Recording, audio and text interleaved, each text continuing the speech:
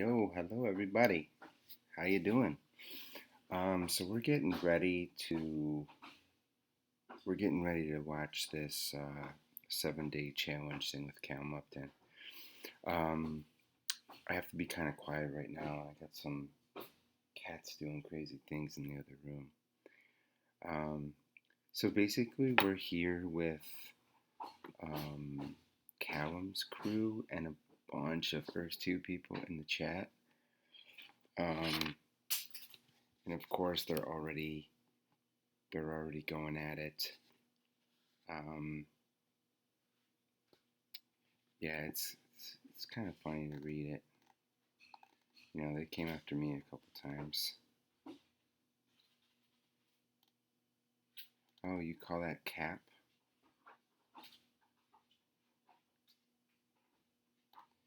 Well, I told them I'd design it in Earth2 at nighttime, um, and they don't believe it. And I said it's because you're misinformed.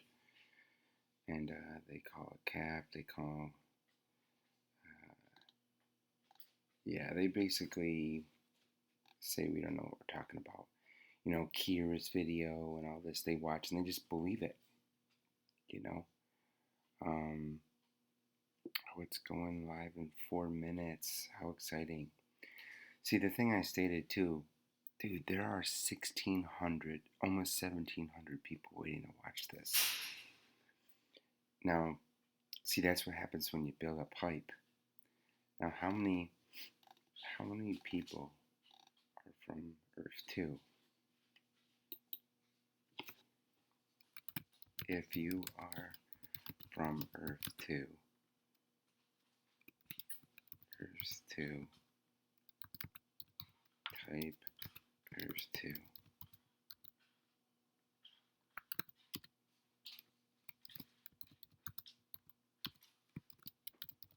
I mean, I'm kind of spamming the chat, but I'm just trying to get the ball rolling.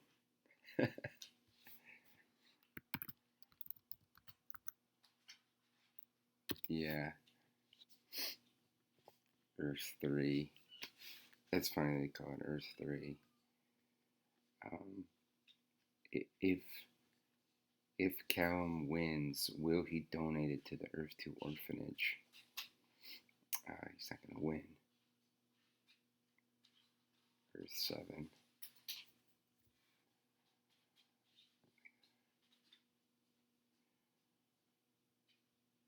Um,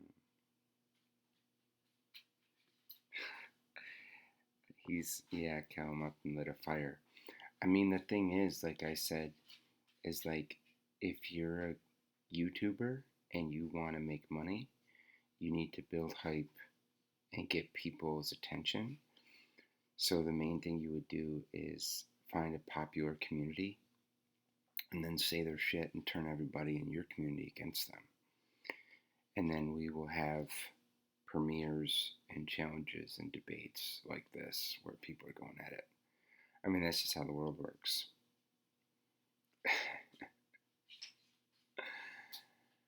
Oh my goodness. This is going to be really interesting. Um so what I predict is that he'll have something close and it might look fairly good, but he won't meet the parameters of what he was supposed to do because what they have given him, uh, you couldn't really do it in that amount of time. Um, Look at, I mean, their comments, our diapers are filling up. No, because it doesn't matter. Like, he can do it, but it doesn't matter. What do you think that he's gonna do it, and then we're all gonna be fooled that Earth 2 got us, and then we're gonna go sell everything? I bet you like tile sales go up after this. Shit, I'll just go buy tiles during this.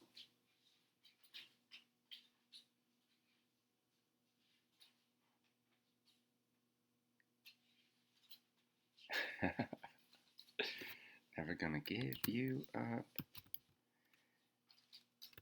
never gonna give you up. We have this song thing going on. Oh man, I need to check the Discord. What's going on there? Never gonna give you up. It's kind of fun. Let me see. I'm gonna check my Discord. Oh, it's starting in 1 minute. Let's see.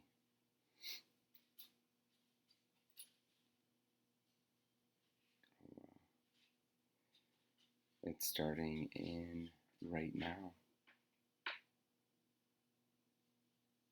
Oh, Shane is typing, eh? Wow. Awesome.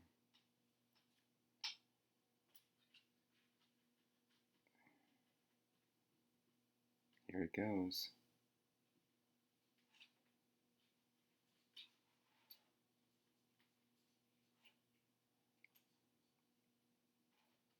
I'm making a video of it.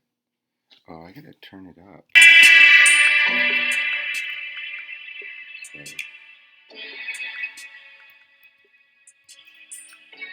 Sorry, it's on my ad.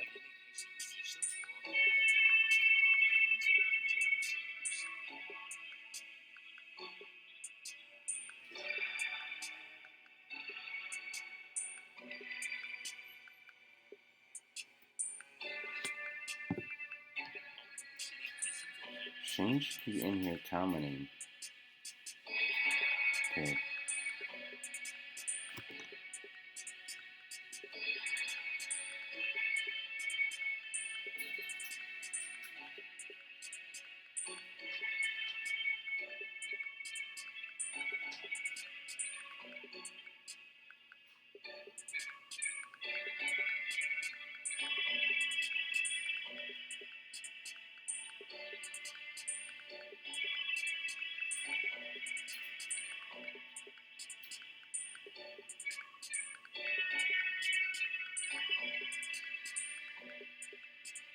"40 seconds. I'm sorry, if you're tuning in and you see this, you can just fast forward until it starts. I just gotta wait. I'm kind of typing in the Discord to everybody, and Shane's in there.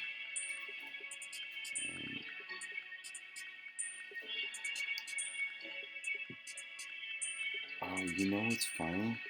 It was 1,600 people, and now it's only 1,100. Wow. That's funny.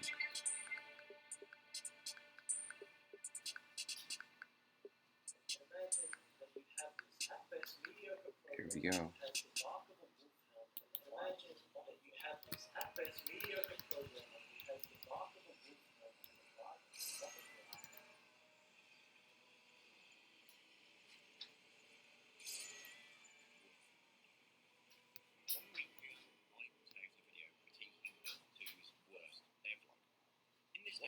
Earth2 used today's video critiquing Earth2's language to describe the very basic vlog. Earth2 used a lot of technobabble and a lot of language. I don't understand what's going on. I can't hear. CEO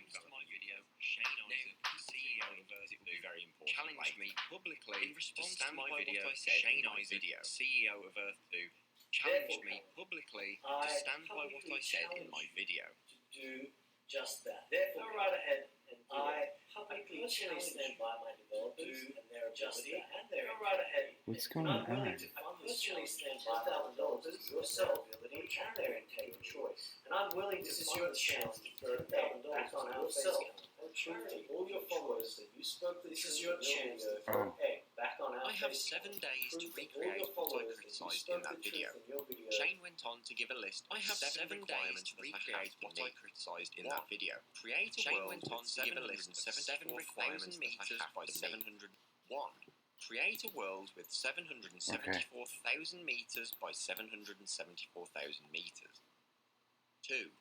Use clip mapping. 3.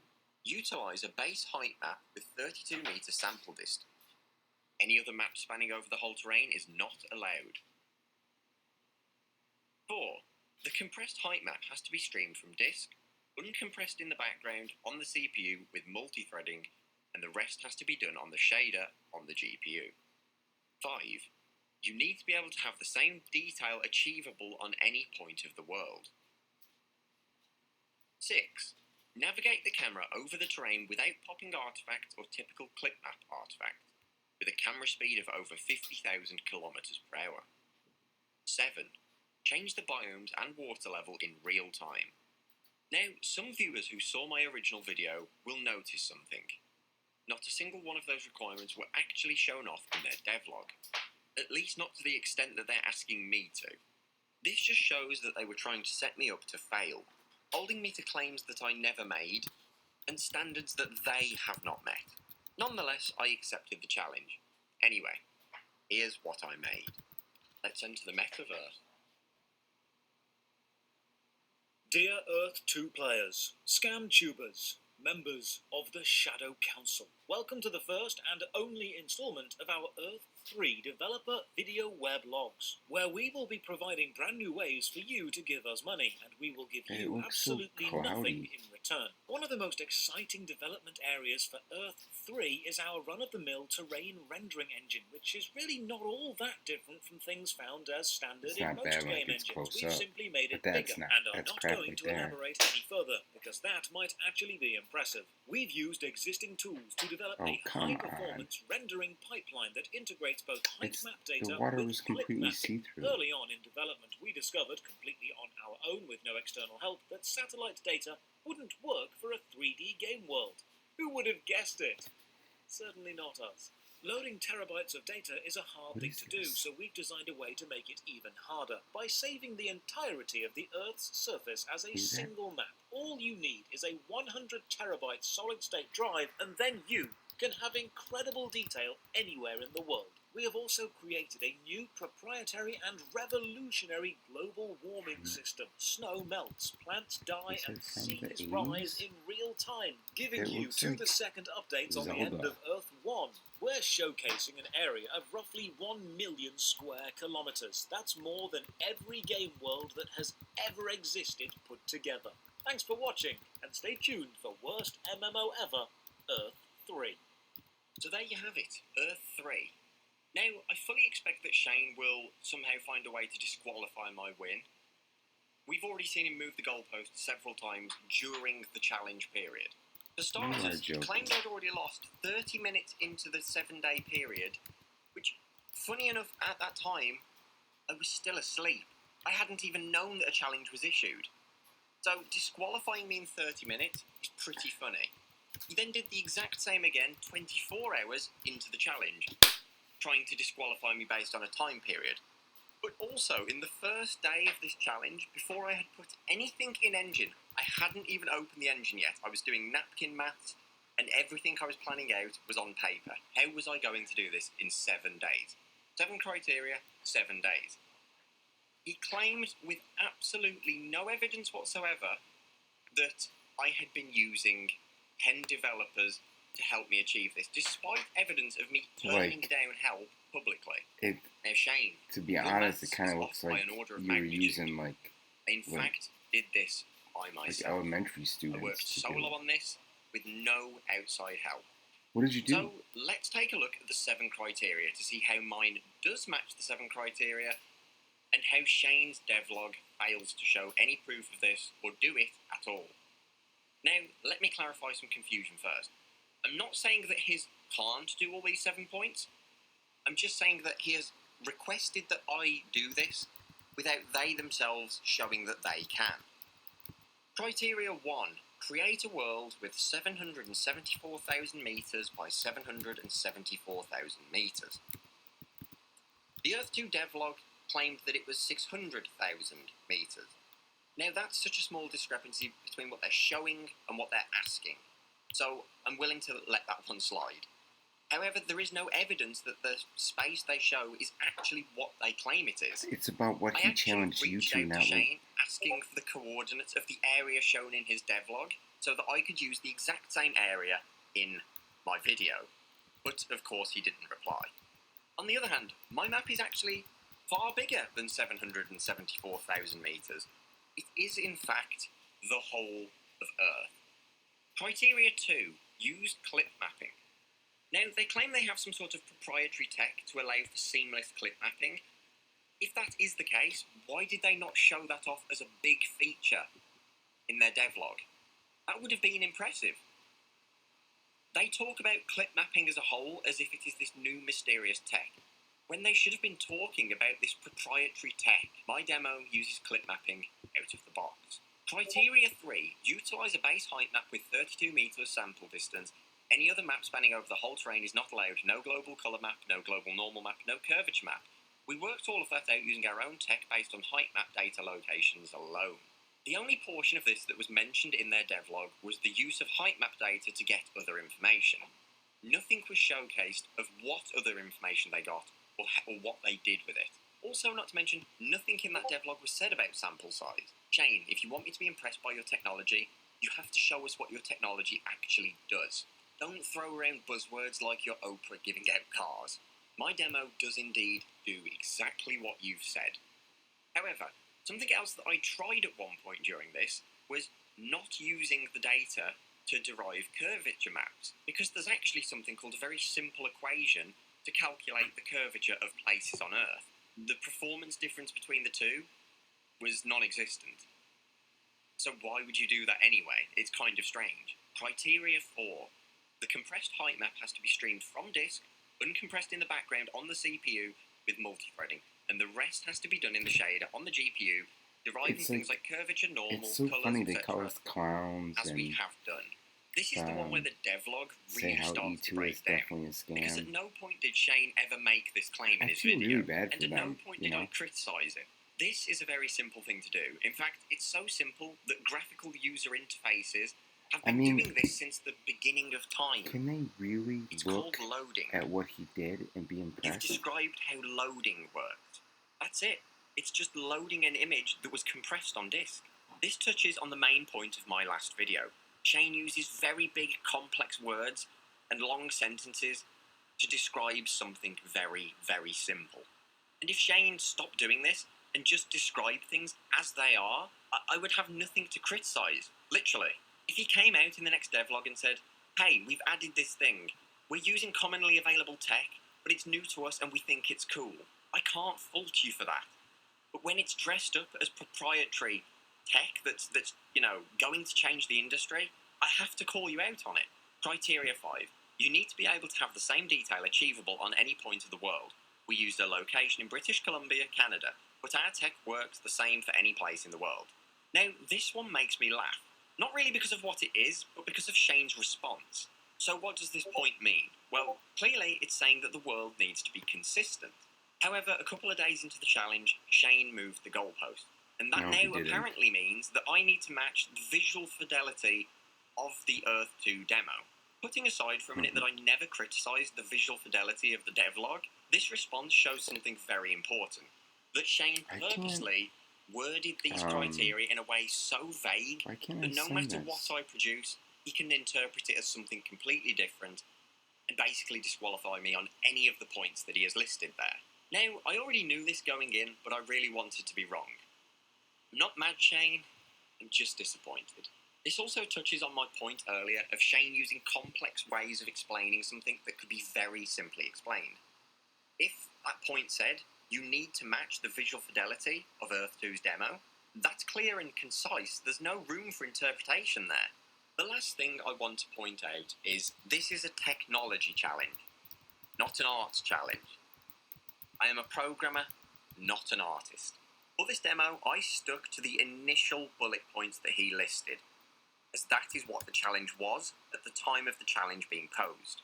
None of this moving goalposts day after day when he actually starts to panic that the person he challenged has actually started and accepted the challenge, and has not only accepted it, but had put out previews showing that it was well underway.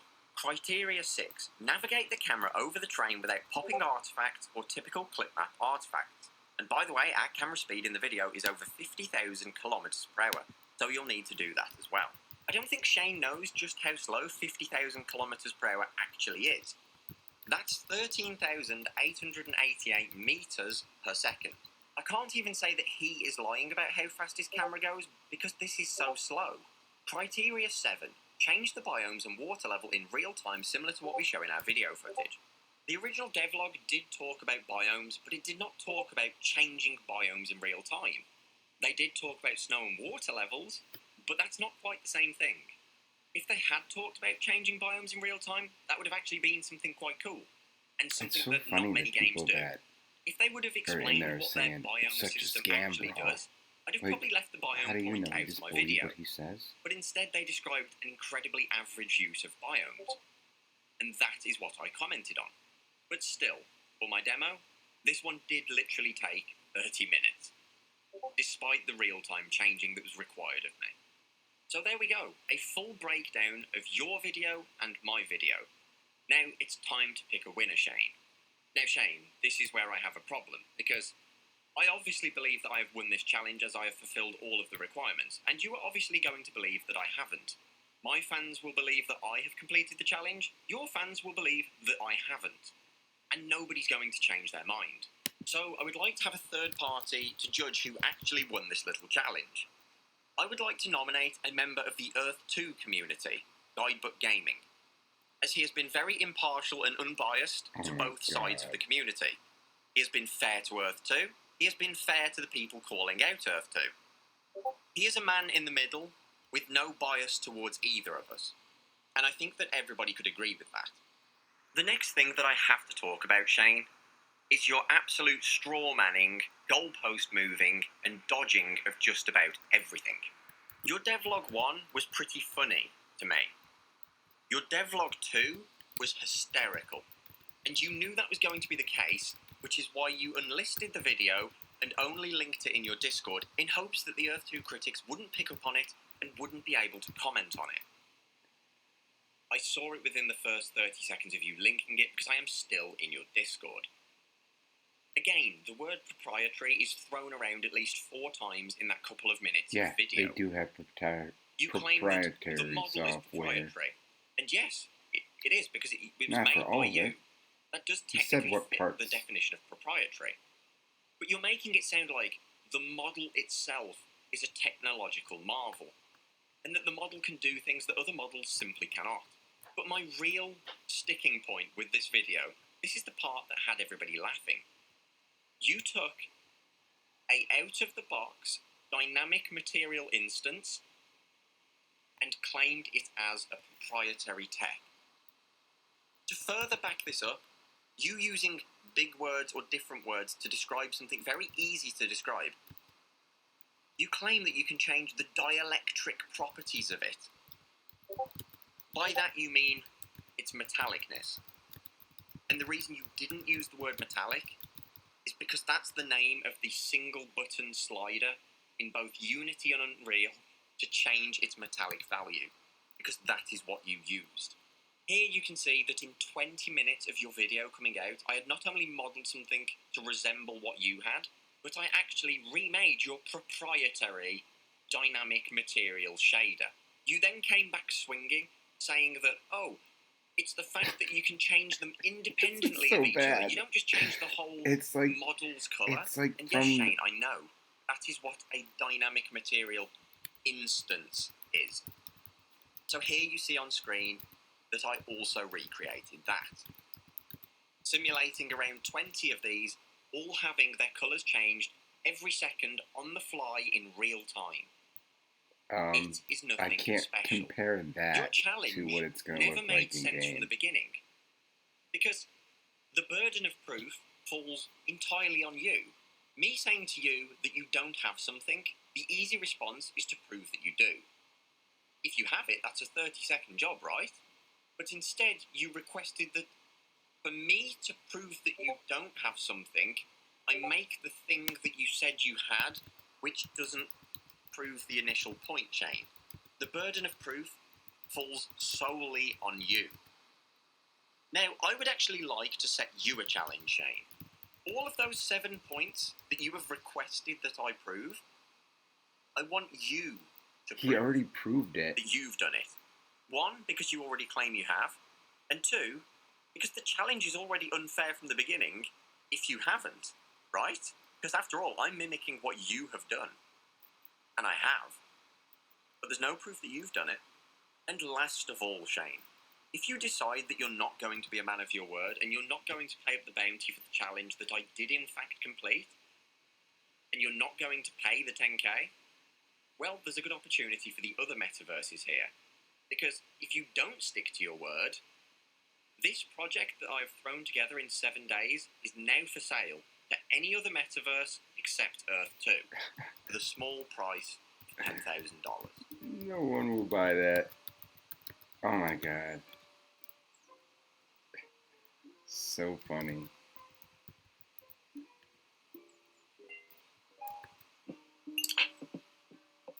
I was thoroughly entertained.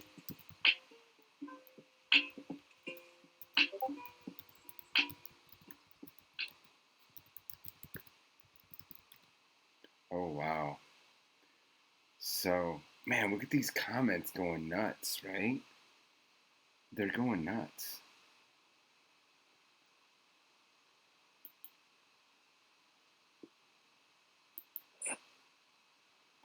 Let me stretch this out here. Just, oh, I lost the comments. I didn't want to lose the comments.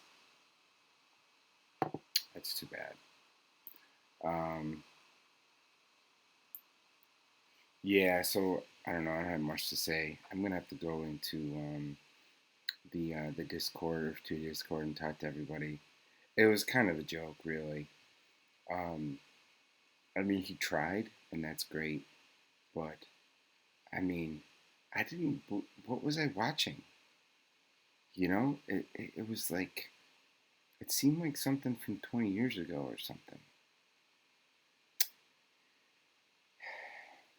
Yeah, who's gonna buy that? All right, well, I'm gonna end that there. I just wanted to make a little video while it was going on, just in case people wanted to watch it live with the comments. So, all right, we'll see y'all later.